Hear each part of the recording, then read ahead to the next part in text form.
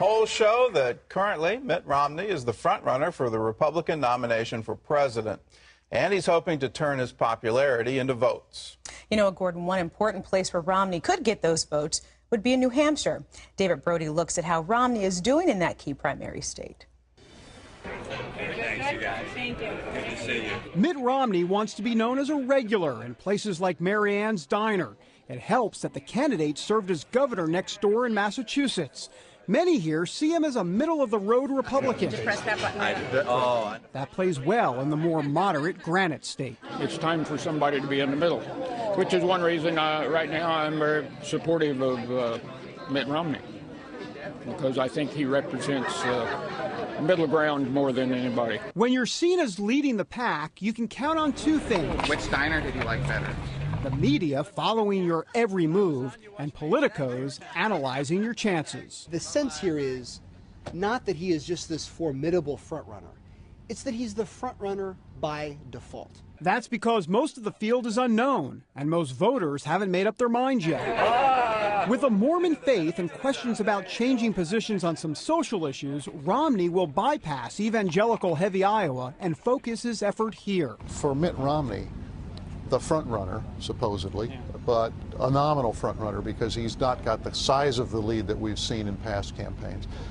Everyone knows he has to win New Hampshire. Romney wants to be seen as an economic turnaround artist. To create jobs, it helps to have had a job. I had a job for 25 years in the private sector. That experience will help me, if I'm elected president, craft solutions that actually make a difference. His big challenge will be to convince Republican voters that he's a true blue free market conservative. That might be tough, since he devised the Massachusetts-run health care plan often compared to Obamacare. While he says each state should come up with its own plan, Romney has yet to detail how he would tackle health care at the federal level. If he can speak convincingly about a decentralized system, a devolution of power, a Reagan solution, and he can be convincing, I think he can get by this issue. But he needs to complete that thought. He also needs to complete the race and is counting on New Hampshire to give him a strong start. David Brody, CBN News, in Derry, New Hampshire. Well, that's more in our continuing story. We want to bring you the stories of all the candidates so you can be informed. If you want to follow more, all you have to do is go to the Brody File on cbnnews.com. Wendy Griffith has the rest of our top stories from the CBN Newsroom. Wendy? Thanks, Gordon. The U.S. Justice Department has entered the court battle over a tough new Indiana abortion law. The law disqualifies Planned Parenthood from getting funding from Medicaid in that state. The Justice Department calls the law unconstitutional. John Jessup has this look at the battle over abortion in the states and in Washington. Within weeks of regaining control of the House, Republicans stamped the words pro-life over their agenda. A ban on taxpayer funding of abortions is the will of the people, and it ought to be the will of the land. The House has passed several anti-abortion measures since the start of the session in January, but in the Senate chamber, Democrats hold the power. It's incredibly frustrating to see things stop at the Senate, and even if it didn't stop at the Senate, that it would stop at the doors of the Oval Office. Now, just because these bills stall or die in the Senate doesn't mean it slowed momentum. Instead, what it's done is it's shifted focus from what's taking place on the national stage to state capitals around the country. Alabama is the latest state to advance a fetal pain bill, banning abortions after 20 weeks of pregnancy. It joins about 24 other states taking action this year. This is a fire moving across the country. Right now, it's burning brightest in Indiana. Last month, Governor Mitch Daniels made headlines by signing a law defunding Planned Parenthood. It is now illegal for Indiana to contract with health care providers that perform abortions. Planned Parenthood of Indiana responded by calling Indiana one of the most anti-woman states in the country, claiming that 94% of the health care it provides is preventive. Now, a federal court judge will decide by July 1st whether to step in and put the law on hold. In the meantime, a powerful ally has come to Planned Parenthood's defense, the Obama administration. It has threatened to pull more than $5 billion from Indiana's Medicaid funding, arguing the new law restricts patient access. A Medicaid national director sent a memo warning other states against following Indiana's example. Pro-life leaders worry that that kind of pressure might force the Hoosier state to back down. Every other state that is looking to defund Planned Parenthood right now is looking to what happens in Indiana. And so standing strong there will have huge repercussions across the country. It's critical what's happening at the state level. Ohio Congressman Jim Jordan encourages pro-life supporters to stay strong, saying this is ultimately a debate about values that shape America. If we don't win that fight, if we don't prevail in that debate, we may not have the toughness that it takes to prevail on the economic concerns and the foreign policy and terrorist concerns that we face as a nation as well. So that one is critical, and it all centers around government protecting the sanctity of human life. John Jessup, CBN News, Capitol Hill. The New York State Senate is going down to the wire in its debate over legalizing same-sex marriage. And former New York Giant David Tyree has spoken on behalf of the National Organization for Marriage, defending marriage as a union between a man and a woman. He says same-sex marriage would lead to, quote, anarchy. I believe that many things are subjective, but I don't believe that truth is subjective. And so, you know, marriage is one of those things that, you know, is the backbone of society.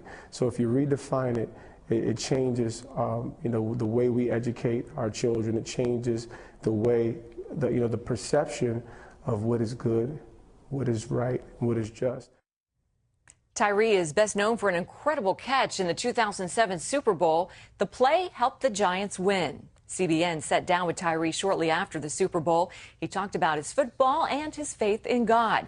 And you can watch that entire interview on our website. That's at cbnnews.com. Well, the world's financial markets are watching Greece today. The prime minister replaced his finance minister, hoping to keep that country from a disastrous default, creating a crisis that could affect the U.S. economy. Ephraim Graham has that story.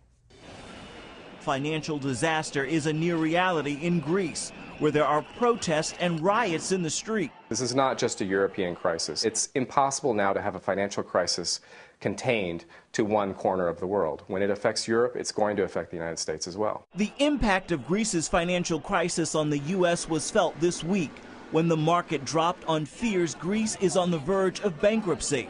It affects ordinary Americans too, because many of their 401ks include European stocks. American companies that export to Europe are also concerned, because if Europeans suddenly have less money to spend, it could bring the slow-moving jobs recovery in the U.S. to a halt. Our products go to events that happen now globally. It's not just about the U.S. anymore. It's about sort of an interconnected world and interconnected economy.